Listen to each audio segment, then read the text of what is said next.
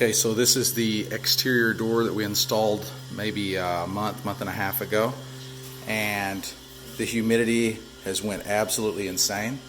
So the jamb has moved. This is the beauty of those top star screws. You can see how tight the reveal is here. It's actually starting to hit.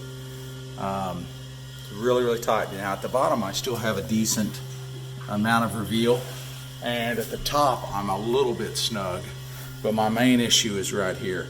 So this is where those top star screws especially work really well. I can take my bit on my drill, and I know that I need to suck that in just a little bit more.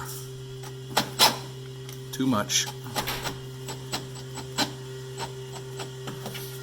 Okay. Now I close the door. Let's see what happens.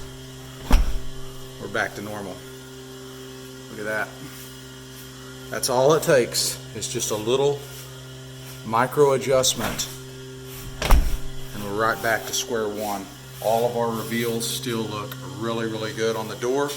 It's just wood expands and contracts, and it moves with temperature. We put this in, like I said, about 4 to 6 weeks ago, something like that. All I had to do was come in here and readjust that top star screw, and I'm right back into working position.